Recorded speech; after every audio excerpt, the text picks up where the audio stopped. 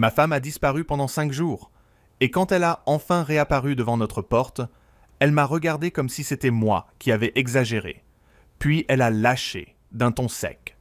Tu devrais déjà être content que je sois rentré. À cet instant précis, j'ai compris que mon mariage venait de mourir, mais je n'avais pas encore la moindre idée de ce qui s'était vraiment passé. Je m'appelle Adrien, j'ai 39 ans. Je vis à Lyon, dans une maison mitoyenne à Tassin, qu'on avait achetée avec trop d'enthousiasme. Un crédit sur 20 ans, et cette naïveté très française qui consiste à croire qu'un couple solide résiste à tout, même aux réunions de copropriété, aux appels du syndic et aux fins de mois qui sentent le café froid. Ma femme, Claire, avait 36 ans. Elle bossait dans une agence de communication à la Pardieu. Moi, j'étais responsable de clientèle dans une boîte d'assurance. Rien de glamour, mais suffisamment stable pour payer la mutuelle, la taxe foncière et quelques dîners du vendredi dans un bistrot où le serveur nous appelait encore les amoureux, ce qui me paraît aujourd'hui aussi crédible qu'une promesse de promo SNCF en plein mois d'août, le mardi où elle a disparu. Elle m'a envoyé un message à 11h17. Réunion client qui s'éternise. Ne m'attends pas pour déjeuner. Banal, presque ennuyeux. À 19h. Toujours rien. À 21h. Son portable sonnait dans le vide. À 23h. J'avais déjà appelé 2 de ses collègues. Son amie Élodie. Sa mère à Villeurbanne. Même son esthéticienne. Parce que dans la panique, on devient très inventif et légèrement ridicule. Le lendemain matin, j'étais au commissariat, mal rasé, avec la chemise froissée de la veille et cette voix blanche des gens qui n'ont pas dormi. On m'a posé les questions habituelles. Âge, signalement, antécédents, dispute récente. J'ai répondu comme un homme qui essaie encore de protéger sa femme, alors qu'il ne sait même pas où elle a passé la nuit. On m'a dit d'attendre. Que les adultes ont le droit de partir. Formulation élégante pour dire « Monsieur, votre drame n'est pas encore une priorité administrative. » Alors j'ai attendu, tout en refusant de rester immobile. J'ai tourné dans Lyon comme un fou poli. Gare de Perrache. Urgence de l'hôpital Édouard Herriot. Café près de son bureau. Parking. Station-service. J'ai même pris la voiture jusqu'à un petit hôtel à Dardilly, où une collègue m'avait dit qu'un de leurs clients logeait parfois. Je ne savais même plus ce que je cherchais. Un accident. Un malaise. Une erreur.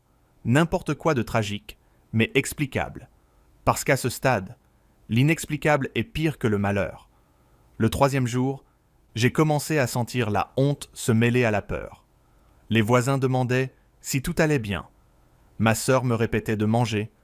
Ma belle-mère sanglotait au téléphone, comme si j'avais moi-même égaré sa fille dans un rayon de supermarché. Et moi, je passais mes nuits sur le canapé. Lumière allumée dans l'entrée. Au cas où Claire rentrerait. J'avais laissé son mug préféré sur le plan de travail. Geste absurde, comme si une femme qui disparaît sans prévenir allait être touchée par la présence d'une tasse Monoprix, avec écrit « Reine de mauvaise humeur ». Le 4e jour, j'ai regardé notre compte joint, d'abord par réflexe, ensuite par inquiétude. Plusieurs paiements s'affichaient. Restaurant, station-service, puis une réservation d'hôtel assez salée, débitée le soir même de sa disparition. J'ai fixé l'écran en essayant de me convaincre qu'il existait une explication rationnelle. Séminaire imprévu, collègue en détresse, téléphone perdu, panne de voiture, enlèvement avec minibar. On s'accroche à ce qu'on peut quand la vérité n'a pas encore pris forme. Le 5e jour, j'avais préparé un dossier sur la table du salon. Capture d'écran, relevé, déclaration au commissariat, copie de notre acte de mariage. Coordonnées d'un avocat, recommandé par un collègue divorcé, avec l'efficacité d'un contrôleur fiscal, je ne savais pas encore si j'allais m'en servir, mais quelque chose en moi avait cessé de vouloir comprendre. Je voulais juste me protéger. Vers 18h40, j'ai entendu la clé tourner. Claire est entrée avec un sac de voyage beige, ses cheveux attachés à la va-vite, un manteau que je ne lui connaissais pas. Elle n'avait ni l'air blessée, ni perdue, ni même gênée. Elle a posé son sac comme si elle revenait d'un week-end chez sa cousine. Et elle m'a trouvé dans l'entrée, debout, les bras croisés, vidé. Elle m'a regardé une seconde, puis elle a soufflé. « Ne commence pas, Adrien. J'ai eu besoin de prendre l'air. » prendre l'air, 5 jours, sans un message, pendant que j'appelais la police et les hôpitaux. J'ai senti quelque chose se casser, en silence. Pas une colère explosive. Non, pire, une clarté glaciale. Je lui ai demandé où elle était. Elle a levé les yeux au ciel, comme si j'étais un mari pénible dans une mauvaise série de France 2. J'avais besoin d'espace. Tu rends tout dramatique. Là, j'ai compris qu'elle n'était pas rentrée pour réparer quoi que ce soit, elle était rentrée en terrain conquis, persuadée que je serais trop soulagé pour poser des limites. Je me suis écarté. J'ai montré la valise posée près de l'escalier. La sienne, préparée 1 heure plus tôt, puis le dossier sur la console. Et j'ai dit d'une voix si calme que moi-même, je ne me reconnaissais pas. Tu repars ce soir. Et cette fois, ce sera pour de bon. Son visage a changé. Pas encore de peur.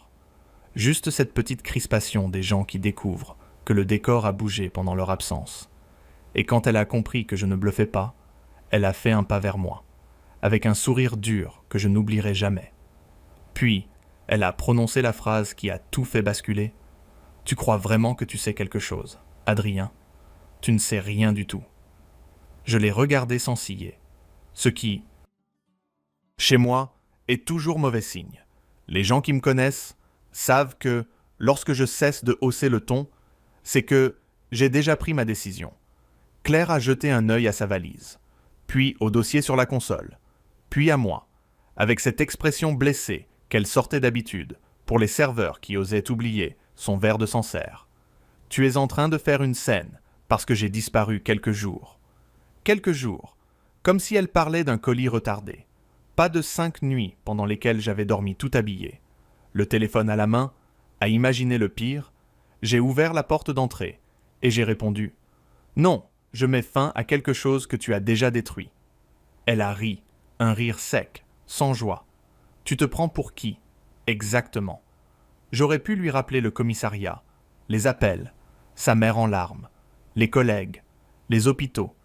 Mais je voyais déjà que tout cela ne pesait rien face à son propre récit intérieur. Alors j'ai choisi mieux. J'ai pris le dossier. Je lui ai montré la copie du dépôt de main courante, les relevés du compte joint, la consultation avec l'avocat prévue le lendemain à 9 heures, puis je lui ai dit « Tu as quitté le domicile sans explication. Tu as utilisé l'argent commun. Tu reviens sans excuse. Tu dors ailleurs à partir de maintenant. » Cette fois, elle a cessé de sourire. Elle a tenté la carte du mépris. « Tu ne peux pas me virer de chez moi ?» J'ai hoché la tête. « Juridiquement, on va voir. Concrètement, ce soir. » Oui. Je n'étais pas seul d'ailleurs. Mon voisin Karim, ancien gendarme et passionné de procédure, attendait dans son jardin sous prétexte de tailler ses rosiers, parce qu'il savait très bien qu'une séparation peut virer au théâtre de boulevard en moins de 2 minutes. Claire a senti que le rapport de force avait changé. Elle a attrapé son téléphone, a fait semblant d'appeler quelqu'un, puis a lancé « Ma mère va venir, tu vas voir un peu. » J'ai répondu « Qu'elle prenne le périphérique ou le métro, ça m'est égal, mais toi, tu sors. » Elle s'est avancée d'un pas, assez pour tester, pas assez pour assumer. Je n'ai pas bougé. Elle m'a dévisagé, comme si elle cherchait le mari docile de la semaine dernière, celui qui aurait tout pardonné au nom de l'angoisse. Dommage, il n'était plus disponible. Finalement, elle a attrapé sa valise, d'un geste furieux. Le manche s'est coincé dans le tapis de l'entrée. Détail minuscule, presque ridicule. Et je me souviens avoir pensé que notre mariage finissait exactement comme ça, dans un blocage mesquin et un objet trop cher acheté chez Maison du Monde. Sur le perron, elle s'est retournée. « Tu vas le regretter. » J'ai répondu. « Fais-moi la grâce d'innover, Claire. » Elle est partie, et j'ai refermé la porte avec une sensation étrange. Pas de victoire, pas de soulagement. Plutôt le silence après une alarme qui vous a vrillé le crâne pendant des jours. J'ai changé le code du portail, désactivé ses badges, déplacé ses affaires les plus urgentes dans des cartons que j'ai fait inventorier par vidéo. Puis, j'ai envoyé un mail à mon avocat avec l'objet. Situation urgente. Séparation de faits. Besoin de mesures conservatoires. Très français. Très froid. Exactement ce qu'il me fallait. À 7h12 le lendemain. Elle sonnait déjà au portail. Lunettes noires. Visage fermé. gobelet de café à la main. Comme une commerciale venue négocier un contrat. J'ai vu sa silhouette sur la caméra, et j'ai presque admiré son culot. Elle a appelé, puis frappé, puis envoyé une rafale de messages. Ouvre, on doit parler. Tu fais n'importe quoi. Je suis chez moi. Je suis resté dans la cuisine, en chemise, à boire mon café sans sucre, pendant que mon avocat m'écrivait de ne rien improviser. À 8h30, je sortais du tribunal avec une demande de mesure provisoire et une ordonnance temporaire m'autorisant à faire constater les troubles et à limiter tout contact direct en attendant l'audience. Ce n'était pas encore la forteresse, mais c'était déjà mieux qu'un mari hagard sur son paillasson. Quand je suis revenu, Claire était toujours là, cette fois sans lunettes, les yeux rouges, pas forcément de tristesse, plutôt de rage contrariée. Je lui ai parlé à travers l'interphone. Toute communication passe par mon avocat. Elle a éclaté. Tu me traites comme une criminelle. J'ai répondu « Non », comme quelqu'un qui a disparu 5 jours et revient en me prenant de haut. Elle a alors changé de registre, avec une souplesse presque professionnelle. Sa voix s'est cassée. Elle a dit qu'elle était perdue, qu'elle allait mal, qu'elle avait besoin de rentrer, qu'on pouvait arranger ça, qu'un couple traverse des crises. À d'autres, peut-être, à moi, trop tard, je lui ai demandé une seule chose. Où étais-tu ? Silence, puis un soupir excédé. Ça ne te regarde pas. J'ai presque souri. Alors toi non plus. Tu ne me regardes plus. Elle est partie vers midi, avant de revenir à 17h avec sa mère, Françoise, reine des jugements passifs-agressifs et des foulards. Hermès héritait d'un divorce bien négocié. Elle s'est plantée devant mon portail, comme devant une mairie qui aurait perdu un dossier. Adrien, soyons raisonnables. Phrase française annonçant toujours l'inverse. Je les ai laissés parler sous la caméra, chacune leur tour. Claire en colère, Claire en pleurs, Claire suppliante, sa mère indignée, sa mère moralisatrice, sa mère presque menaçante. Moi, je notais les heures, j'enregistrais les échanges autorisés. Je transmettais tout à l'avocat, et plus elles insistaient, plus une idée simple s'installait en moi. Une femme innocente explique, une femme coupable attaque, et Claire, elle, faisait les deux avec une énergie remarquable. Le soir, en triant nos relevés bancaires, j'ai vu un nouveau détail qui m'avait échappé. 2 paiements dans un hôtel 5 étoiles, près de la gare de Genève. À des horaires qui ne laissaient plus beaucoup de place au hasard, j'ai senti un froid très net me traverser. Non pas la douleur entière, pas encore, juste l'ombre d'une vérité plus sale que tout ce que j'avais imaginé. Et au même moment, mon téléphone a vibré. Un message d'un numéro inconnu. Seulement une phrase. Vous devriez regarder avec qui votre femme était enregistrée à l'hôtel. J'ai relu le message 3 fois. Pas parce qu'il était compliqué, mais parce qu'il avait cette netteté chirurgicale des phrases qui vous ouvrent en deux sans hausser la voix. Assis seul à ma table de cuisine avec les relevés étalés devant moi, la lumière trop blanche du plafonnier et un café devenu imbuvable, j'ai senti le sol se déplacer de quelques centimètres sous mes pieds. Pas assez pour tomber. Juste assez pour comprendre que tout ce que j'avais pris pour du chaos avait peut-être une logique. Une logique sordide, bien sûr. Mais une logique quand même. J'ai répondu simplement « Qui êtes-vous » Aucune réponse. J'ai tenté d'appeler, numéro désactivé. Le courage anonyme est une spécialité assez répandue, surtout quand il s'agit d'annoncer le malheur des autres.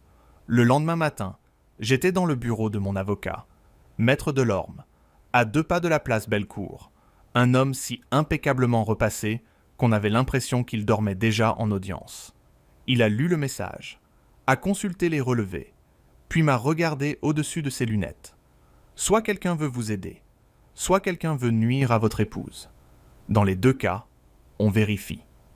J'aimais cette phrase. On vérifie. C'était tout ce que je voulais désormais.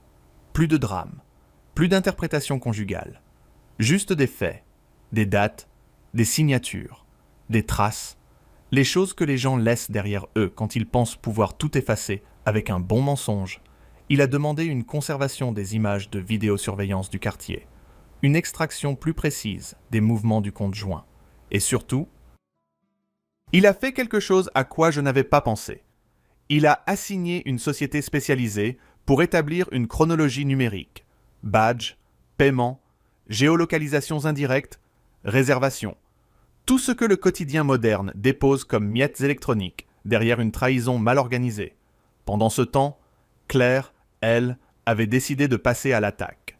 J'ai reçu dans l'après-midi la copie de sa requête. Elle m'accusait d'avoir été psychologiquement oppressant, jaloux, menaçant.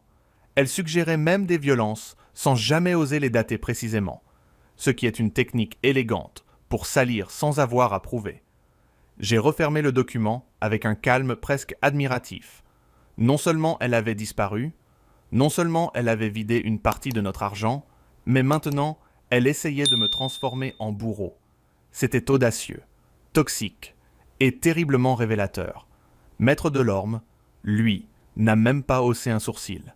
Quand quelqu'un n'a pas de version solide, il multiplie les fumées pour masquer l'incendie. Il m'a demandé mes messages, mes mails, l'historique de nos échanges, les vidéos du portail, les attestations de voisins. Même Karim a rédigé un témoignage précis, daté, signé, avec la sobriété d'un ancien gendarme qui sent l'odeur du mensonge à 30 mètres. Ma sœur Lucie a fait pareil. Elle a raconté mes appels paniqués, mon passage chez elle au 3e jour, hagard, incapable d'avaler autre chose qu'un yaourt et un demi-cachet de dignité. Chaque pièce ajoutée au dossier me donnait la sensation étrange de reconstruire ma propre réalité, comme si Claire avait tenté de la dissoudre, et que la procédure, pour une fois, me rendait quelque chose. Dans les jours qui ont suivi, elle est revenue encore 2 fois. Une fois seule, en manteau camel et l'arme calibrée. Une fois avec sa mère et un petit frère que je n'avais pas vu depuis Noël. Chacun jouant son rôle. La victime brisée, la mère offensée, le proche raisonnable. J'ai tout laissé parler devant la caméra, à croire qu'ils voulaient me faire cadeau des preuves eux-mêmes. Claire répétait que j'étais cruel, que je l'abandonnais dans un moment difficile, qu'elle n'avait plus nulle part où aller, ce qui m'a presque fait rire. Elle, qui avait réussi à trouver un hôtel à près de 300 € la nuit, au moment précis où elle se disait « perdu ». C'est fou comme certaines détresses ont le goût du room service. Puis une autre information est tombée, lourde et précise. Son agence l'avait mise à pied, absence injustifiée, dossier client en souffrance, dépenses non validées. Elle n'avait pas seulement disparu de mon mariage, elle avait aussi déserté son travail. Et comme elle n'avait presque plus d'économie personnelle, la machine commençait à lui revenir dessus à grande vitesse. J'ai appris cela par un ancien collègue commun. Gêné comme un pharmacien contraint d'annoncer une rupture de stock, j'aurais pu ressentir une satisfaction mesquine. Mais non, seulement un constat froid. Elle récoltait une partie du désordre qu'elle avait semé. Et malgré cela, elle persistait à se présenter comme la seule blessée dans l'histoire. 3 jours plus tard, Delorme m'a appelé en fin d'après-midi. Sa voix avait ce ton presque neutre qu'il prenait avant les mauvaises nouvelles, ou les très bonnes. Avec lui, c'était souvent la même intonation. Nous avons l'identité de l'homme. Je suis resté silencieux, le combiné collé à l'oreille, le regard perdu sur le jardin où les premières feuilles commençaient à tomber. Un client de son agence, britannique, installé entre Genève et Paris, James Holloway, enregistré avec elle à l'hôtel pendant 4 nuits, chambre premium, spa, restaurant, paiement débité sur votre compte joint pour une partie, le reste sur une carte professionnelle, manifestement utilisée hors procédure. J'ai fermé les yeux, et pendant une seconde, j'ai revu les 5 jours, le commissariat, les hôpitaux, les messages sans réponse.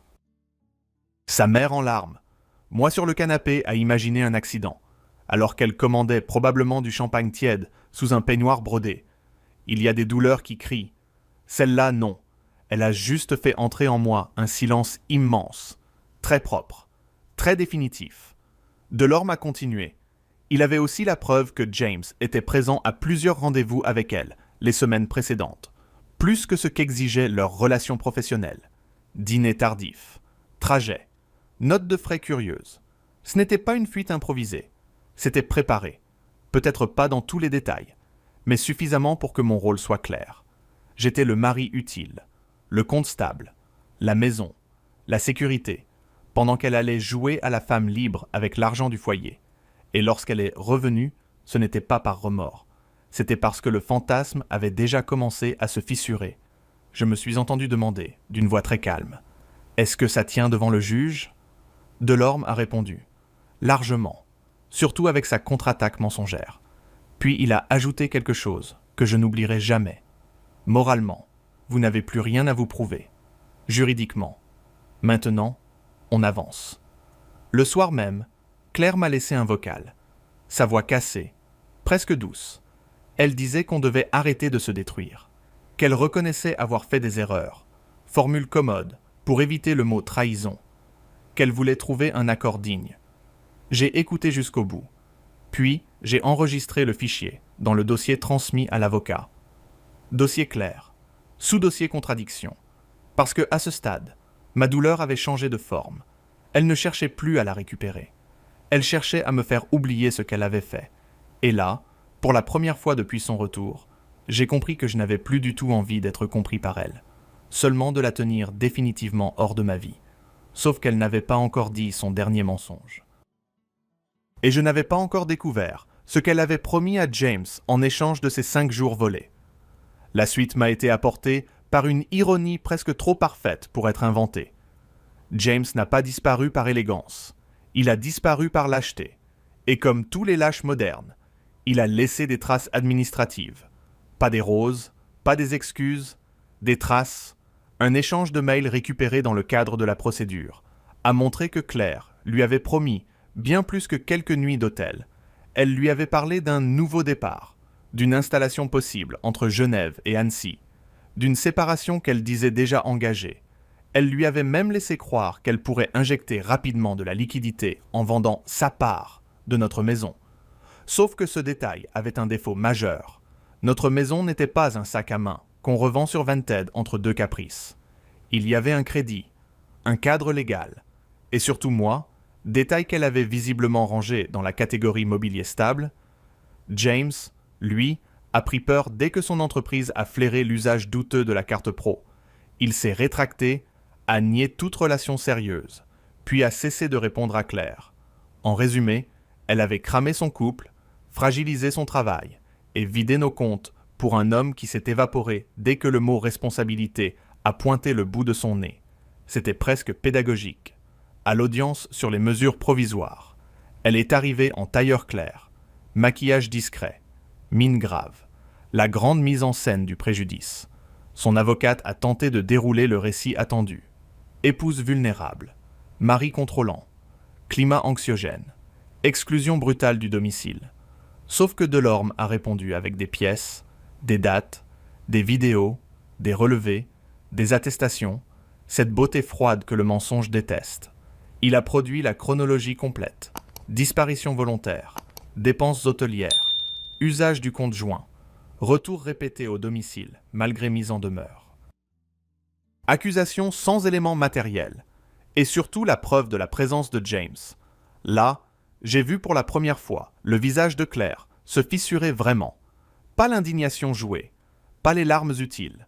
Non, la panique sèche de quelqu'un qui comprend que son histoire ne tient plus debout. Le juge a posé 2 questions simples. Où étiez-vous précisément pendant ces 5 jours?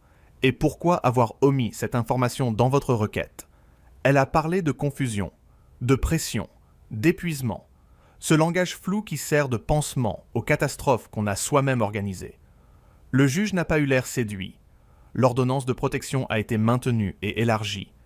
Les contacts limités, le cadre fixé, et ses demandes financières immédiates ont été largement freinées.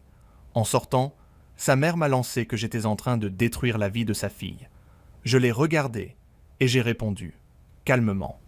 Non, madame, je refuse juste de porter le devis. La médiation a été tout aussi sèche. La maison m'était restée attribuée en jouissance, compte tenu du financement principal, de la stabilité du remboursement et de son comportement pendant la séparation. Elle a obtenu un soutien transitoire limité, strictement encadré, rien qui ressemble au jackpot tragique qu'elle semblait espérer. Puis tout s'est accéléré. Son licenciement est tombé. Son avocate a été rappelée à l'ordre pour certaines formulations aventureuses dans ses écritures. Et Claire a commencé à m'écrire autrement, Fini les menaces. Fini les grandes accusations. Place aux messages tardifs. On s'est tous les deux perdus. Tu sais que je ne suis pas un monstre. Je voudrais qu'on parle sans les avocats. Classique. Quand la stratégie tombe, on tente la nostalgie. Je n'ai répondu à aucun. J'avais enfin compris quelque chose de simple. Un traître ne veut pas toujours revenir par amour.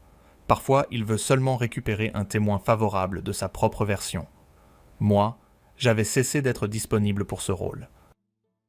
Le divorce a été prononcé quelques mois plus tard, proprement, presque sèchement, et quand j'ai quitté le palais de justice, j'ai senti pour la première fois, depuis longtemps, que l'air entrait dans mes poumons sans demander la permission.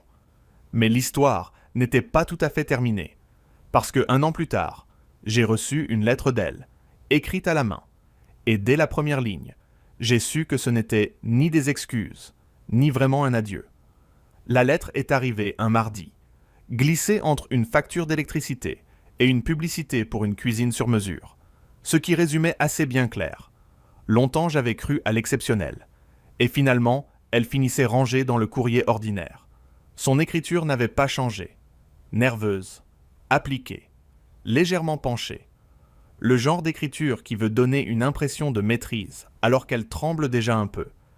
Elle disait qu'elle avait beaucoup réfléchi, qu'elle avait compris trop tard l'étendue du mal qu'elle avait causé, que James l'avait quittée presque immédiatement, qu'elle avait perdu son poste, ses repères, une partie de ses amis, et surtout, selon ses mots, la seule personne qui m'ait vraiment aimé. Formule pratique, tardive et remarquablement centrée sur son inconfort à elle, pas sur les 5 jours où j'ai cru qu'elle était morte pendant qu'elle dilapidait notre argent dans un hôtel avec un autre homme. Elle écrivait aussi qu'elle ne demandait rien, puis passait 3 lignes plus loin à l'idée d'un café, d'une conversation, d'un pardon qui ne dirait peut-être pas son nom. J'ai reposé la lettre sur la table de la cuisine, dans cette même maison qu'elle avait cru pouvoir liquider comme un accessoire de transition. Dehors, le jardin avait repris forme. J'avais repeint le portail, changé 2 fenêtres, repris le footing le dimanche matin, recommencé à inviter des amis. Rien de spectaculaire. Juste la vie. La vraie. Celle qui ne fait pas de grandes déclarations, mais qui revient quand on cesse de la supplier. Je n'ai pas brûlé sa lettre. Je ne suis pas un homme de théâtre. Je l'ai rangée dans un dossier déjà mince. Puis j'ai préparé mon café. Noir, sans sucre, comme au lendemain de son retour, sauf qu'il n'avait plus le goût de l'attente. J'ai compris alors que ma victoire n'avait rien à voir avec sa chute, ni avec son amant envolé, ni avec ses mensonges pulvérisés au tribunal. Ma victoire, si ce mot a un sens, c'était d'avoir traversé l'humiliation sans devenir mesquin, d'avoir tenu ma ligne quand elle essayait de me faire douter de mes propres yeux, d'avoir accepté la douleur sans la transformer en culte. Claire avait perdu presque tout parce qu'elle avait pris la loyauté pour une faiblesse et la stabilité pour un décor. Moi, j'avais perdu une femme que je croyais connaître et j'y avais gagné quelque chose de plus rare, la paix. Alors je ne lui ai pas répondu. Pas par cruauté, par liberté. Parfois la fin la plus digne n'est pas une revanche. C'est une porte qu'on referme sans bruit, puis le reste de sa vie qui commence. In games in here, Counter-Strike.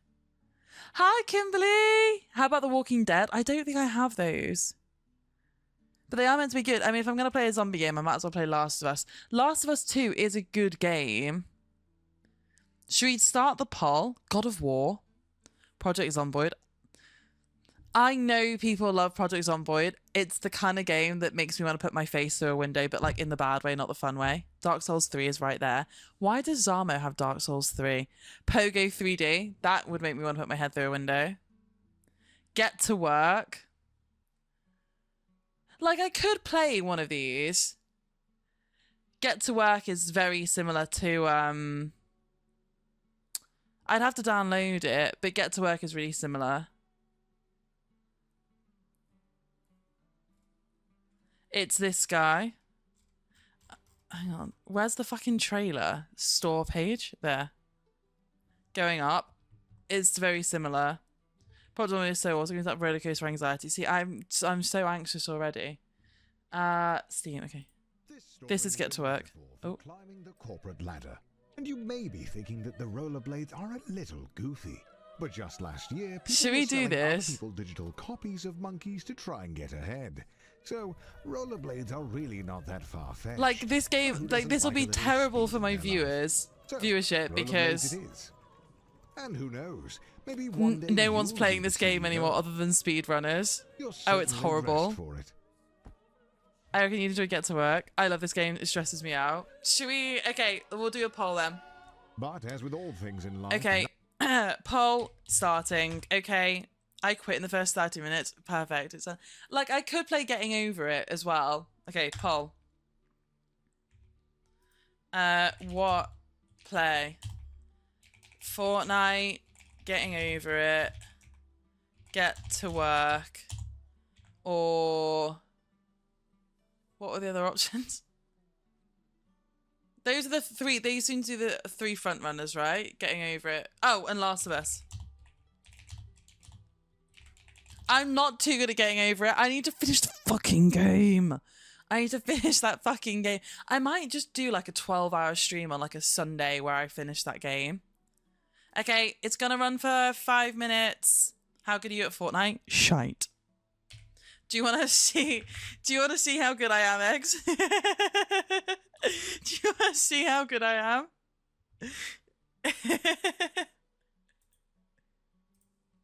This is how good I am at Fortnite. Everyone vote in the poll. Wait. Vote in poll now. Look at that. Oh, I need it to restart. Hang on.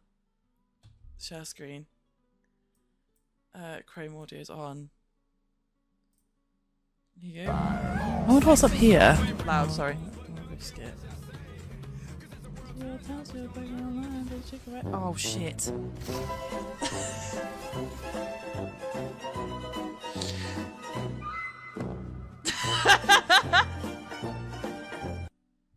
That's how good I am at Fortnite.